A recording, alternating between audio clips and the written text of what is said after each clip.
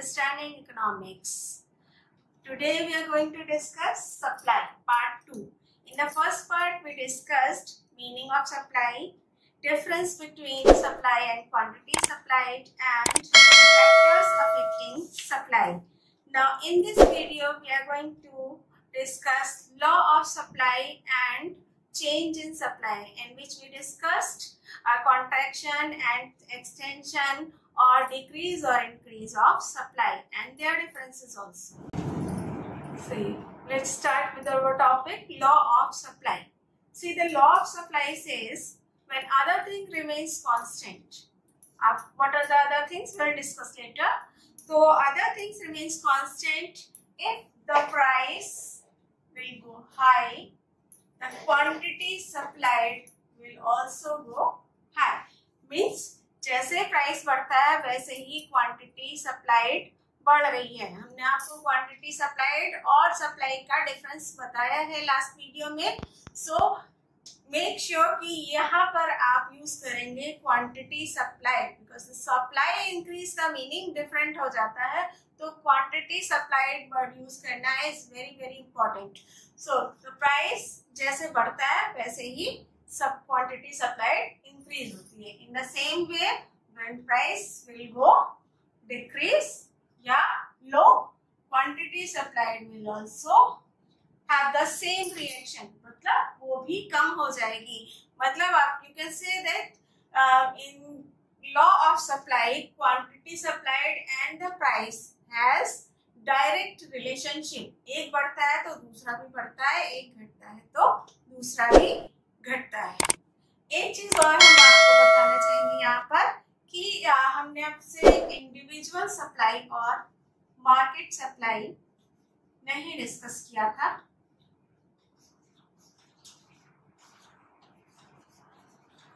Market supply. So what is the difference between two? Individual supply means firm. यहाँ पर only one firm, एक ही firm होती है market में. अगर हम एक फर्म को स्टडी कर रहे हैं तब हम बात करते हैं इंडिविजुअल सप्लाई की. लेकिन अगर हम यहाँ पर firm one plus firm two plus firm three, इस तरह हम जितनी भी फर्म्स मार्केट में है उन सब की सप्लाई को ऐड करके हम सप्लाई की क्वांटिटी करते हैं, तब हम कहते हैं मार्केट सप्लाई. तो अगर हम एक फर्म की supply quantity supply add study कर रहे हैं तब हम कहेंगे कि हम स्टडी कर रहे हैं इंडिविजुअल सप्लाई को.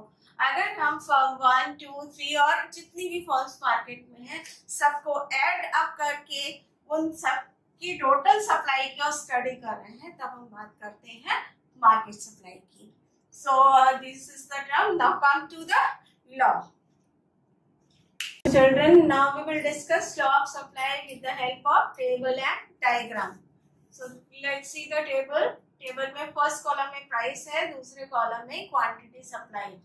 See the price levels when price is 4 and quantity supplied is 5. Price goes high at 8, quantity also high at 10.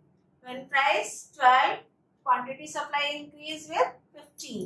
उसी तरह से 16 जैसे ही प्राइस होता है क्वांटिटी सप्लाइड बढ़ करके 20 हो जाती है.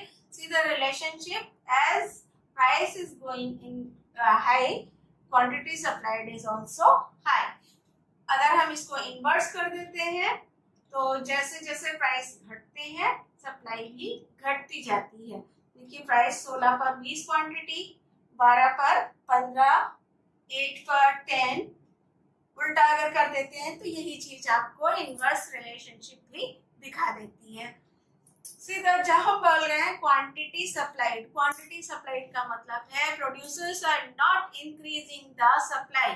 प्रोड्यूसर इतनी जल्दी सप्लाई को घटा या बढ़ा नहीं सकते. ये कैसे घटती है बढ़ती है? जैसे सपोज प्राइस इंक्रीज हो गया किसी चीज का, प्राइस बढ़ने पे ये एक जनरल सा है कि जैसे ही प्राइस बढ़ते हैं वैसे ही उस चीज की डिमांड कम हो जाती है. डिमांड कम होने के साथ ही जो आप कहते हैं कि माल बच रहा है प्रोड्यूसर्स के पास या शॉपकीपर्स के पास में, वो एक्चुअली क्वांटिटी को इंक्रीज करा देता है, क्योंकि जो आप परचेज नहीं कर रहे हैं प्राइस बढ़ने की वजह से, वो उनके पास बचा रह जाता है, वो सप्लाई या वो प्रोडक्शन उनके पास बचा रह जाता है, and that increase the quantity of supply. So now comes through the diagram. See the same relationship in the diagram. 4 per 5 है quantity supplied. When price is 8 rupees, quantity supplied 10. When price is 12, quantity supplied is 15. Here on OX axis, we are showing price. ठीक है? तो 16 पर 20. इसमें देखिए curve ऊपर की तरफ जा रहा है. क्या रिलेशनशिप है? नीचे से ऊपर की तरफ. जैसे जैसे प्राइस बढ़ रहा है वैसे वैसे. अगर आप इसको इनवर्स रिलेशनशिप में दिखाते हैं तो ये इस तरह से नीचे की तरफ आ रहा है. मतलब होगा दोनों का सेम रिएक्शन. जैसे जैसे एक चीज बढ़ती है दूसरी बढ़ती है, एक चीज घटती है तो दूसरी भी घटती है. तो this was the relationship between price and quantity supplied. But हमने एक चीज आपसे कही थी डेफिनेशन में, when other things remains constant. तो ये रिलेशनशिप तभी अप्लाई होगा जब other things constant रहेंगी. तो what are the other things?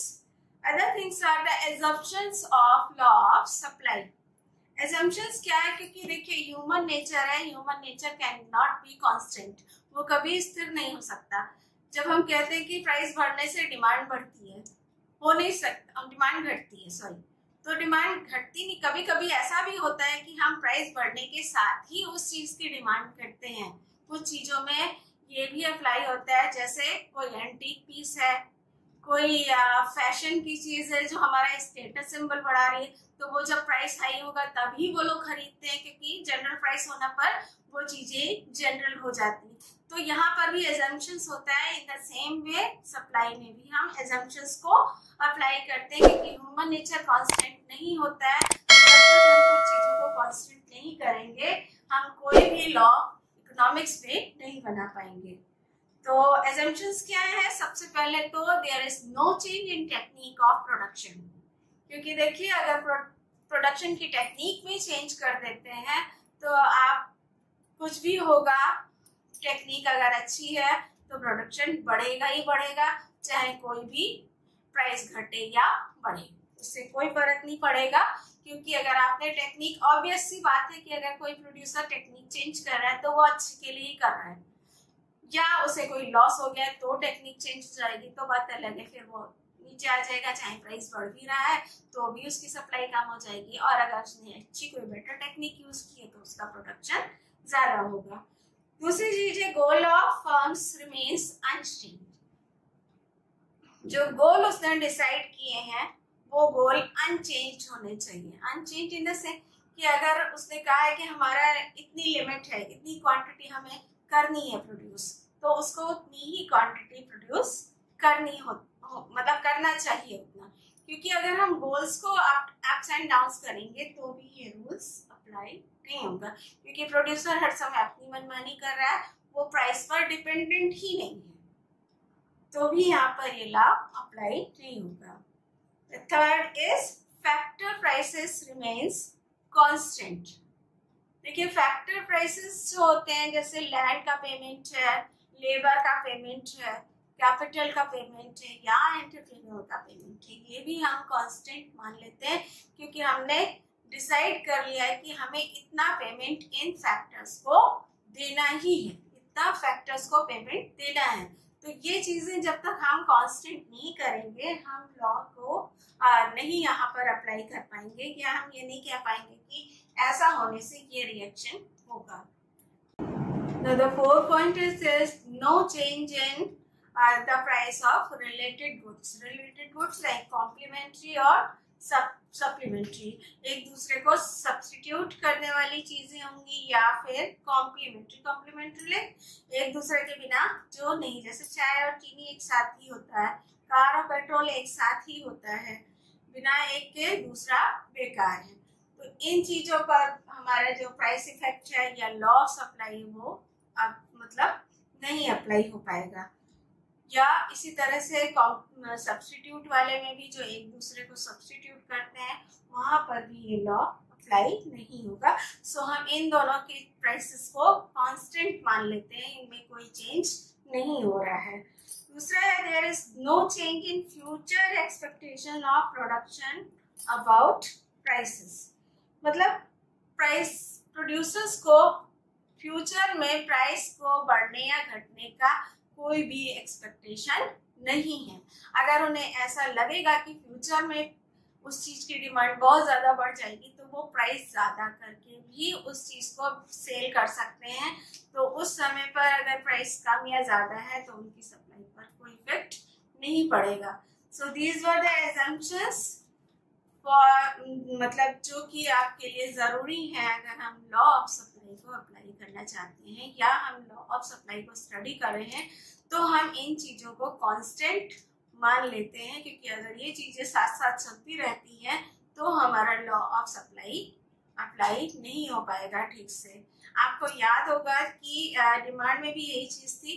Keynes ने एक बार कहा था कि जब ये सारी चीजें हैं तो फिर मार्केट में इतना जो डिप्रेशन पीरियड आया था 1929 में, इस तरह का क्यों आया? तो वो इन्हीं चीजों की वजह से होता था कि ये चीजें अज्यूम तो हमने कर ली लेकिन ये एक्चुअली में नहीं होती है, ये तो हम सिर्फ अज्यूम कर रहे हैं। तो प्रॉपरली वी कैन नॉट से कि लाइक द सिचुएशन ऐसा नहीं हो पाता है। बट हमें चूंकि कोई चीज स्टडी करनी है, उसका एक जनरल व्यू जानना होता है, तो हम कुछ चीजों को कांस्टेंट करके एक जनरल व्यू मान लेते हैं कि ये एक जनरल सा लॉ है। प्राइस बढ़ने के साथ सप्लाई क्वांटिटी सप्लाई बढ़ती है और प्राइस घटने के साथ क्वांटिटी सप्लाई घटती है। But in the real situation ऐसा नहीं होता है। So now come to the causes, क्यों ये लॉ ऑपरेट होता है, क्या कारण है कि ये लॉ ऑफ सप्लाई हमारा अप्लाई होता है। सी द मेन टॉप, बहुत सारे ऐसे रीजंस है जो अफेक्ट करते हैं, but the three main reasons are there. Number one is profits and losses. This is very simple कि अगर प्रोड्यूसर को लगता है इस चीज में प्रॉफिट हो रहा है तो वो उस चीज की सप्लाई बढ़ाने लगता है, क्योंकि उसको फायदा हो रहा होता है, उसको ज्यादा इनकम हो रही होती है। हायर प्राइस पे हायर सप्लाई वो प्रोवाइड करने की कोशिश करता है मार्केट में। इन the same way when loss होता है उसको वो सप्लाई को धीरे धीरे कम करने लगता है, क्योंकि एक तो उसकी इनकम कम होने लगती है और दूसरा उसको लगता है कि इस चीज की डिमांड है ही नहीं मार्केट में या कम हो रही है, तो वो उसकी सप्लाई भी साथ के साथ घटाने लगता है। Next is change in stock.